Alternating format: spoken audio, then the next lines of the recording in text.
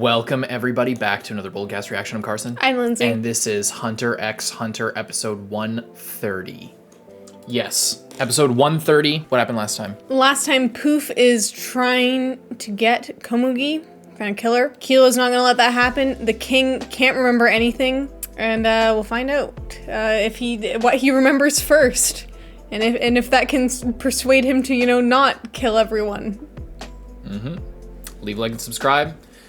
Hunt for your dream in that comment section. Really helps us out when you guys leave a comment, engage with stuff, and check out patreon.com/boldcast to get a month ahead on uncuts, which if you do the math correctly means that you will see the end of Hunter x Hunter right now by going in the description. So check that out if you want, or stick around for the reaction here. Hope you enjoy. Let's check it out. Scary. Magic X of X Despair. Don't like the sound of that. I like the sound of this music though, it's freaky. Matches the title.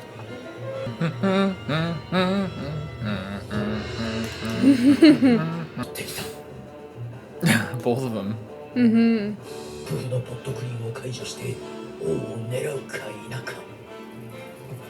I'd like to see you try. Yeah. Human grapes. This seriously sounds like some Star Wars shit. I'm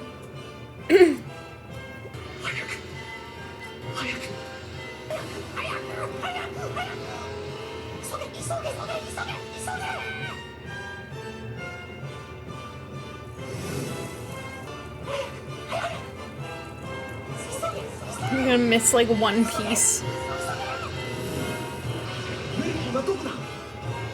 Welfin. Where is Welfin? Picking a body. Heads are destroyed. Gonとピトーは今ペイジンの隠れ家に入ったわ。 Who cares about them? 廊下を歩いてる。一体どうなってんの？その水晶。俺やプフも見えてんだろ。これから見てるわ。私のウインクブルーは見たものは水晶に記憶する。左目だけで見れば水晶には記憶されたものの現在が映る。水晶には今同時にゴンとピト。 So if she sees somebody with her right eye, then she can forever see them in her left. 私が右目で見たのはプフとキルア。 And Komugi, but sure. 他のものはこの But sure. 3人にいる時しか見能力で見えるのは3人だけだ。 Gotta get yourself an eye も patch. し右目だけでもう一人誰かを見てしまう古い中まずプフが見える。 Well, then you shouldn't look at Komugi there. Well, I think maybe it has to activate it, because or else she would have already been seeing her. And they were all together at one point anyway. デメリットの方が本体しか見えない状態は言い換えれば分身に惑わされる。 Smart. Clones can't fool ya. しかない時文字通りひねりさせると思わない。時がプフを倒すチャンス。こんな大きな目。気づかれたか。ならばそれを利用してやるだけのこと。 This shit is so stressful, and I've seen it like twice. I love like Kogo's like pow pow, and then he pours out his life story. He's like, all right, peace out. Yeah. He's just left bleeding from gunshot wounds on a table. Oh boy. Oh shit.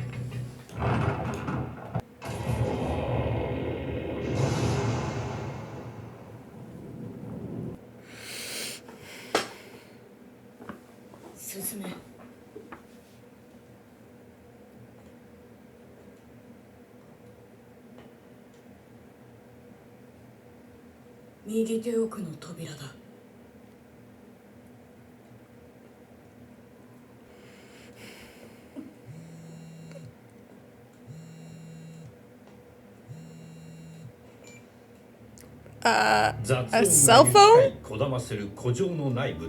They always ポケ have ットに that. 忍ばせたまま声を拾うことはピトーの聴覚をもってすれば十分可能である。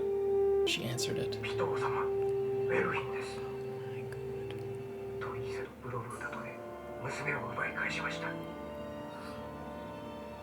族はまだ Oh. ついているので宮殿地下に籠城しております。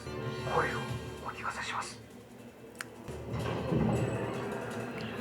On a recording? もしもし、ピトー様、麦と申します。私、無事です。 How? ください。 Now she's got no reason to hold back if shit goes sideways.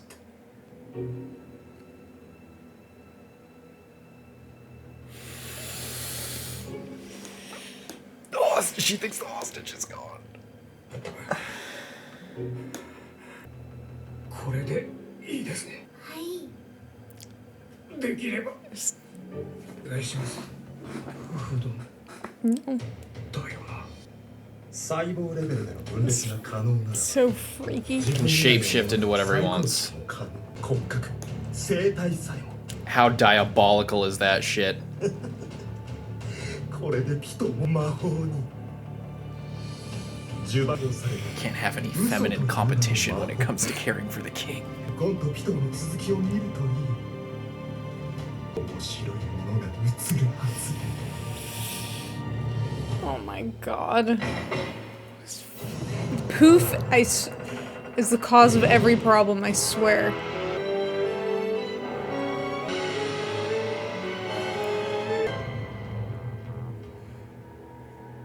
The lights really return to his eyes. He's not all psycho anymore. He's got some hope. Such a creepy place. Yeah. Are those magical candles? I think like- they're just candles. Yeah, but like they would have already burnt out. Like they haven't been just gone for put that in long. here.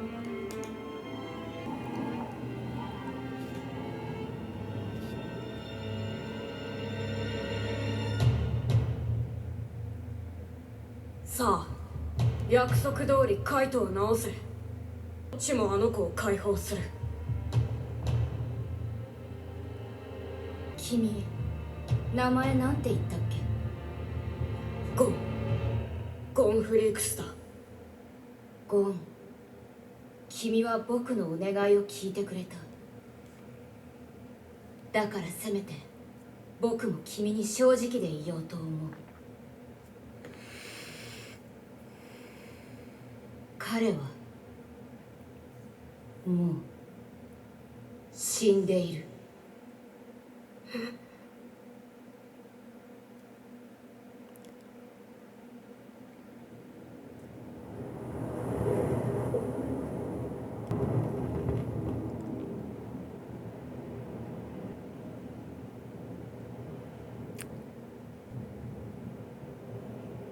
死んでる。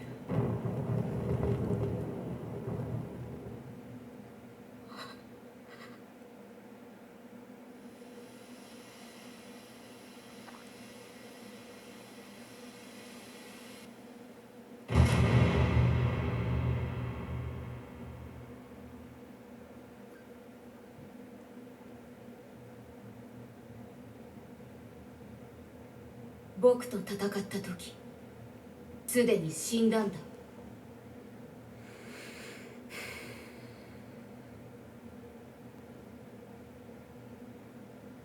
思い出した。君はあの時の。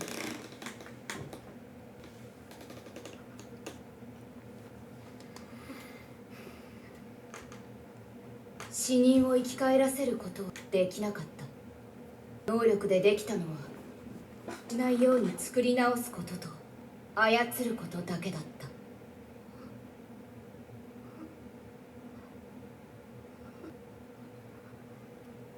彼の魂はここにはない。もう元には戻せないんだ。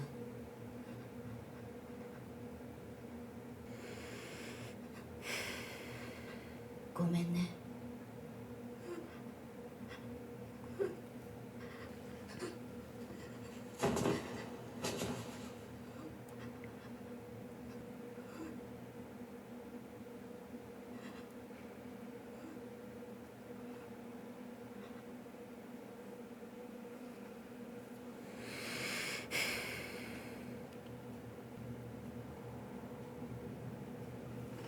ホーム、何？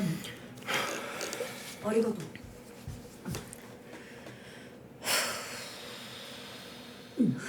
何にありがとうなの？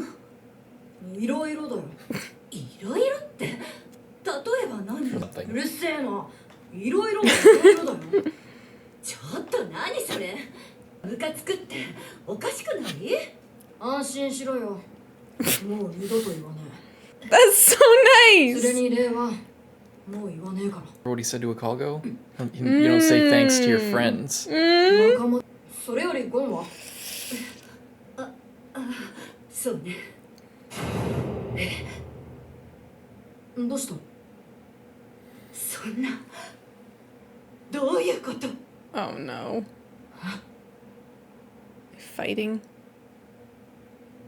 Or カイト。カイトが死んだ。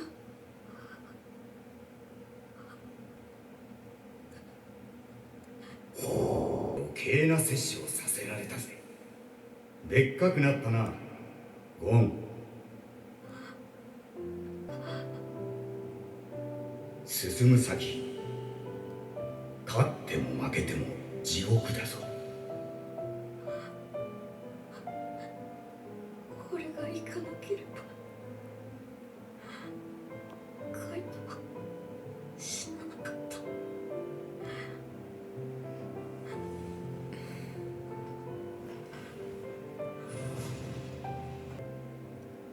He was so awesome. But that's not really true. He wasn't prepared. He overestimated himself. If it's like it's like what we keep saying. If they weren't cocky, then they could have just run and maybe Kite would have had a chance, or they could have helped if they were stronger and not gotten in his way. But I mean, Kite probably would have died anyway. He only died there because he was trying to protect them. 俺から離れろ。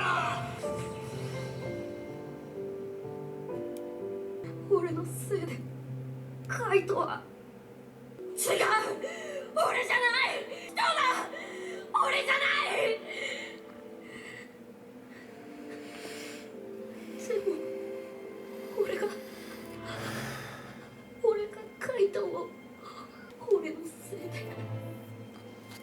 違う。あいつだ。でもやっぱり俺が。カイトは生きてる。あんなやつには絶対に負けない。カイトが死んだ。カイトが死んだ。助けて。誰か助けて。カイトがカイトがちょっと待ってて。すぐに戻す。カイトがいない。俺のせいで誰がカイトを助けて。違う。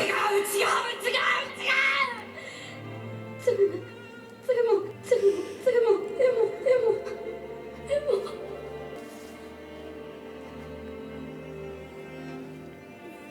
ドクター・ブラウス。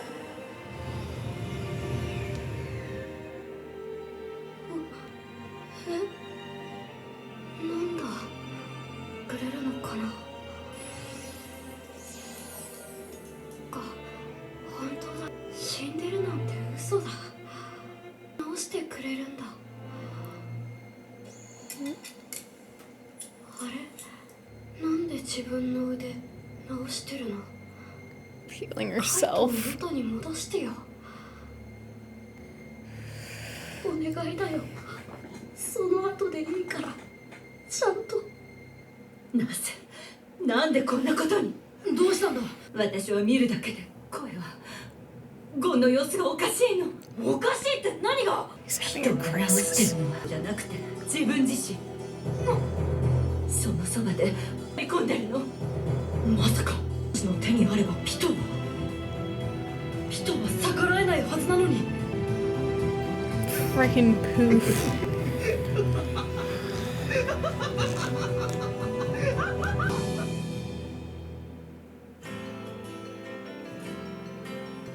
お願いだよカイトも。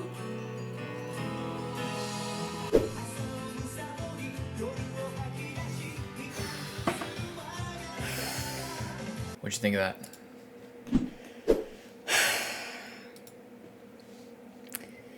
It's such a sad episode because,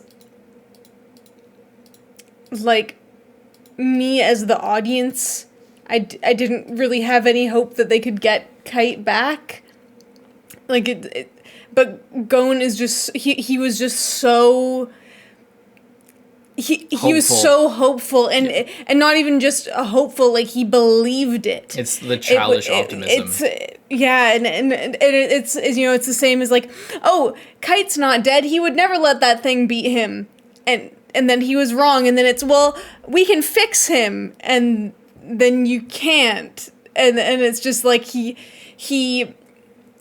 but he believes it with his whole heart. It's not, you know, it's not like a normal person would be like, oh, I really hope, or like, I'm gonna like tell myself this, but deep down I'm like always concerned that that's not the case, or like, I'm gonna really, really try to bring him back, but like I am doubtful that that's a possibility. But he just believed it with everything he had, so he didn't really grieve Kite, even though Kite had been dead the whole time. He had been mad about what had been done to Kite, but he didn't grieve him as though he was dead. He was pissed off and like in denial and just really angry about the whole situation, but he wasn't, he didn't come to terms with it. So then now he's processing this whole thing that happened like a long time ago at this point, like a month, more than a month, more than a month ago. But it's all like all of that is all catching up to him right now, because, you know, like, if it's his fault, if it's Pitou's fault, well, it was fine to like not really think about who was too much at fault while he was still, you know, while he could still be saved potentially, or while he was still alive. But then now that he's not, then those are things that Gon has to come to terms with and think about again. And Pitou's right there, and then when Pitou brought out Dr. Blythe, and then he immediately is like, that's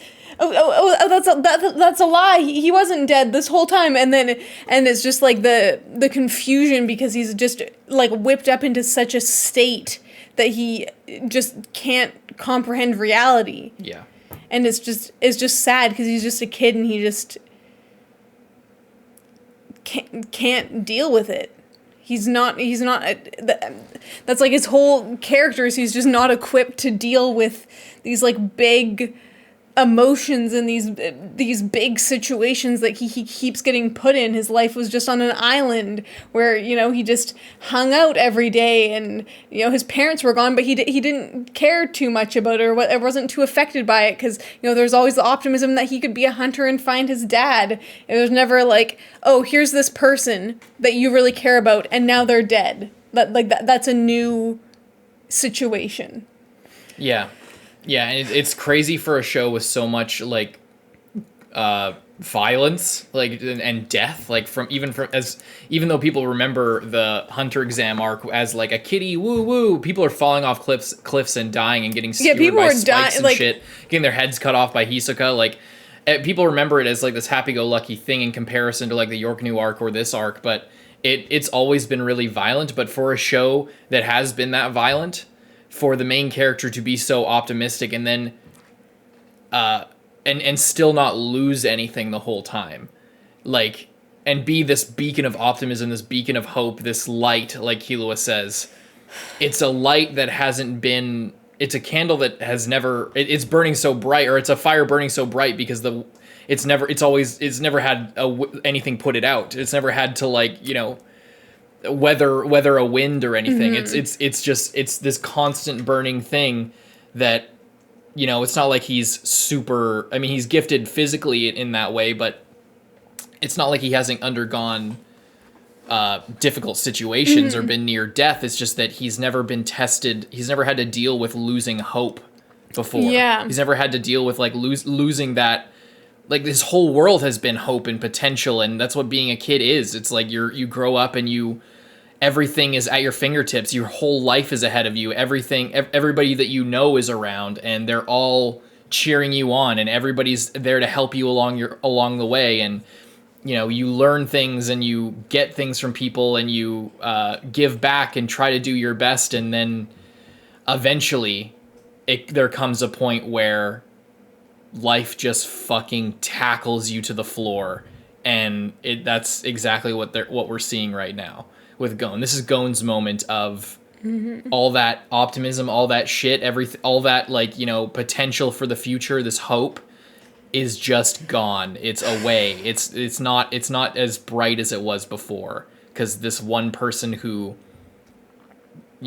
was a link to his past, a link to his dad, a link to who, metaphorically speaking, archetypally speaking, like link to him becoming his potential, to achieving his potential. This person who's linked to his father, who is storytelling is like a framework for who you could potentially be. That's why he's trying to find his father. Yeah. He's trying to unlock this potential and reach his potential, if his potential is his father. So he's hunting for that.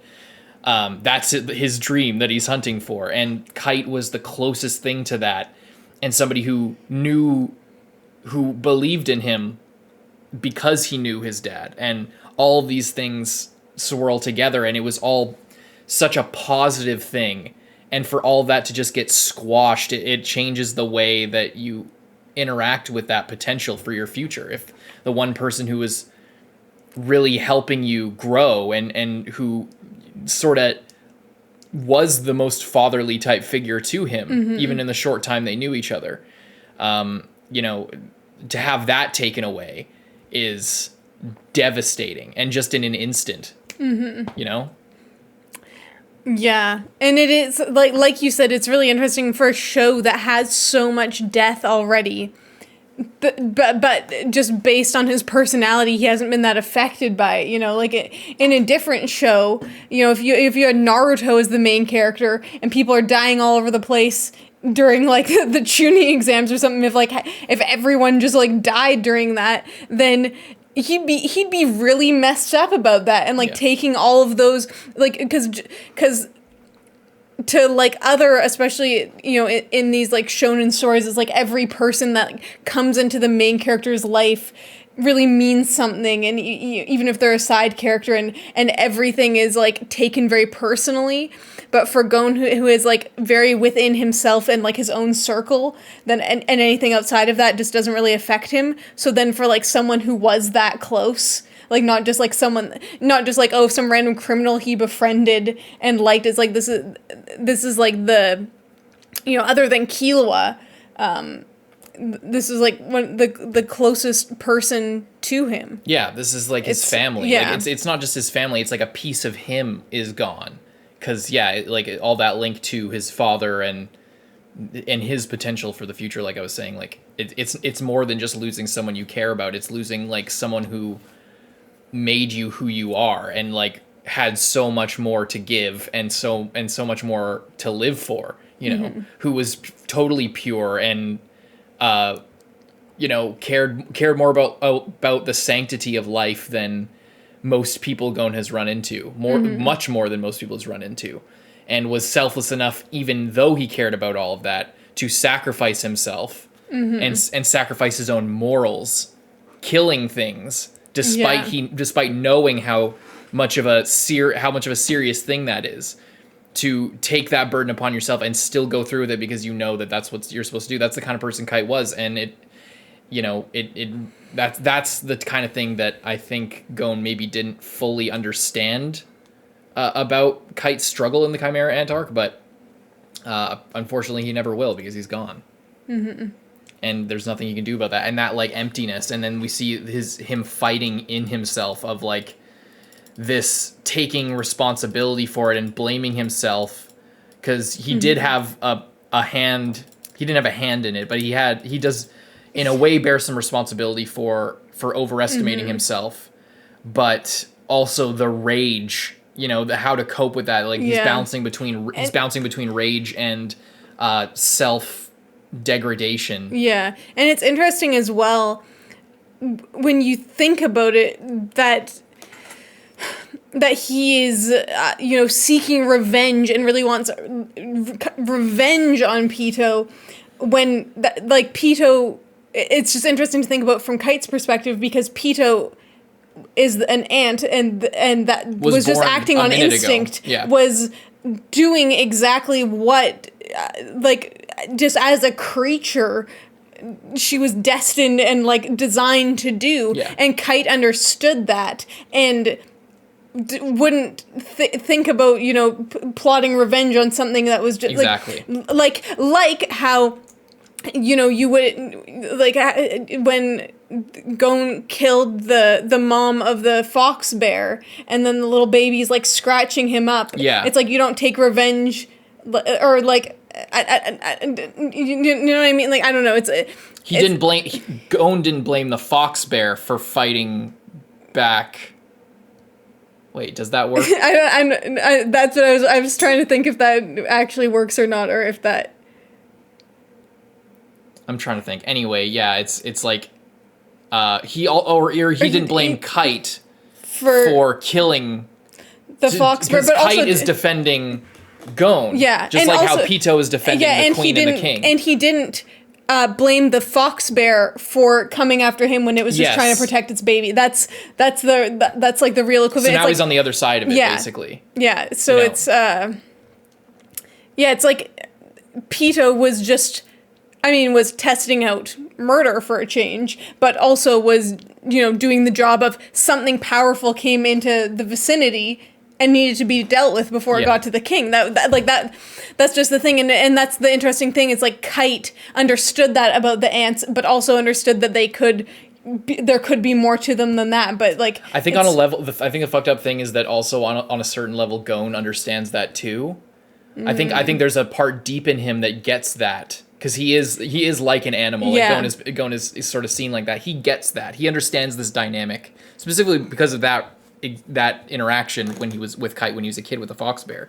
So I think that's also why he is having this struggle internally right now of like placing the negative emotion on himself, the blame on himself, or placing the blame on Pitou. Yeah, it's like, and why he got that's a big reason why he got so pissed off when that's what he was faced with when he showed up and she was healing Komugi. Mm-hmm. It's like he was struggling he was so bent on, because Kite, so he blames himself for Kite initially. Kite dies and he thinks that Kite is possibly going to be okay, but he wants revenge because he wants to get back at the thing that did this to Kite, but also because he partially blames himself, like we see this time. So then that pushes him on and he's extra angry, and that's why we see him like when he's going to attack Morel, he's sort of projecting what he feels, this blame on himself, onto something else. And then when he shows up and Pitou is not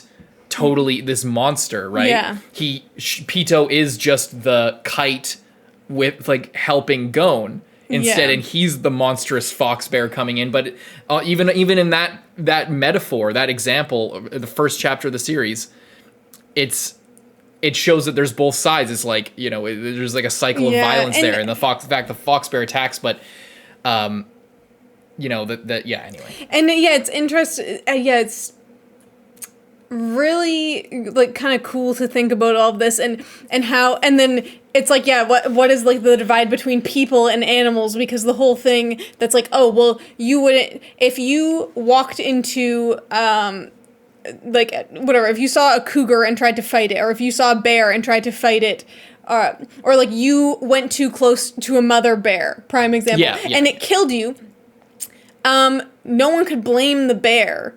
I mean, if the bear was like living in a neighborhood, then like, you know, they'd probably dart it and like cart it away, or have to kill it because tasted human flesh. Yeah. So there's things. But if you went out into the woods and got attacked by a bear because you were poking around at it, that's your own thing. And it's like, then you can look at this as, okay, they wandered into the wrong bear's den, basically. Yeah.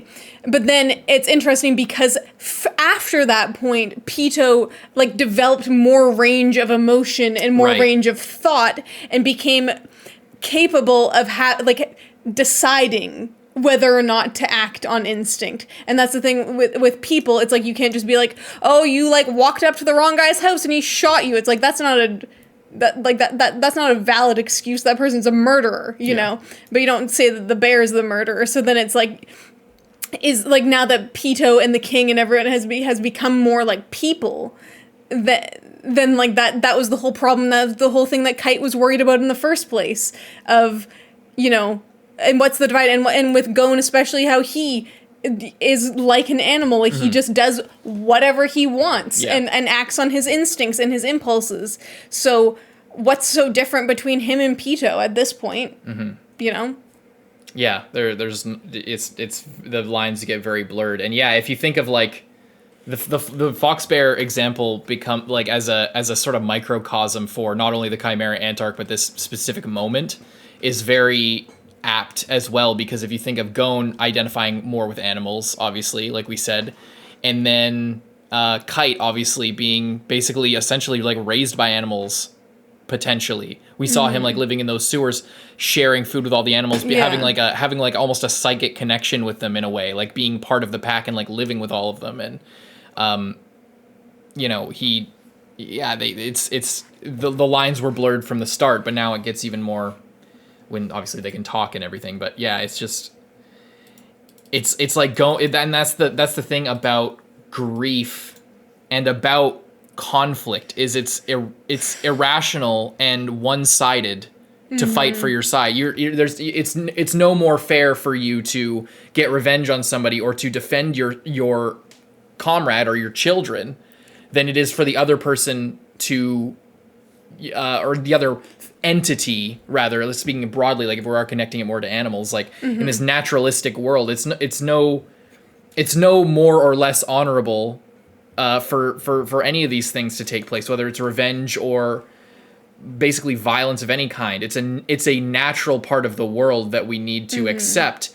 But Kite, I think, also understood that like needless killing or murder and you know, a culling is a bit more gray than hunting for food or for defending. You see what I'm saying? Like it's and that's where Kite was kind of different than seemingly a lot of this world and a lot of the other hunters, and why he was a beacon of hope himself. Yeah, and because he really understood the value of life, whereas a lot of the other hunters that we've seen, like the Phantom Troop, and just like a lot of them, it's like, oh, we're gonna hold this exam where like 1 million people die.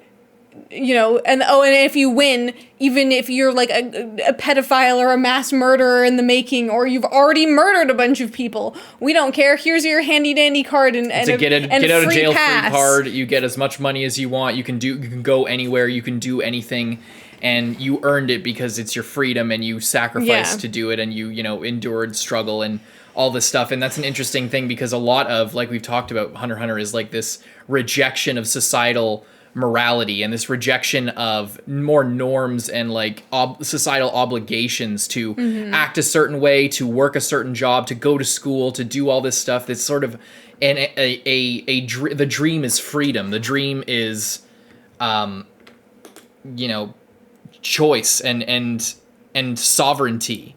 But you know, it's weird that in that world that Kite, someone like Kite exists. And this ideology exists of like sort of balance in this sort of world where so much of what we see is like a rejection of any kind of balance, of just full selfishness, and that's okay because I'm who I am and I'm not going to let you stop me from doing what I need to do. That like selfishness is sort of like it's like a reward and a luxury and a sense of pride for most of people in the series, and for Gon as well. But like, Kite kind of recognized that wasn't necessarily good. That, but also whether it's good or not, we are human, and there is and seeking that balance is important, and that was his whole thing. And now, Gon is internally obviously out of balance. Because he does feel the blame, and he knows that he's partly to blame, but he is struggling to put that on himself because, and he knows that's what I'm saying. Like, he knows all this stuff that Kite was thinking about morality, about balance, about, you know, the perspective being everything, and it being very complicated and not just being black and white, and being selfish and taking revenge on something or killing somebody for your reasons, you know, doesn't mean that they deserve to die just because you have a reason to kill them. Like, you know, he's struggling with all of that because he knows that's what Kite believed on a deep level. He knows that that's how, you know, it's like the rule of the wild, yet he's still victim to that, like, selfish sort of, I'm trying to think of the right word. Like, it's both rational and irrational, but it's more like, just this one-sidedness, and this selfishness, I guess, is an all right word, but it's not quite what I'm looking for. Anyway, let's move on to the next one. You like that episode? Yeah. Check out the next one right now on patreon.com/boldcast. Get it for $5, or you can get the end of Hunter x Hunter for $10. Leave a like and subscribe. Leave a comment. Hunt for your dream. Let's check out the next one. I'm Carson. I'm Lindsay. Bye-bye.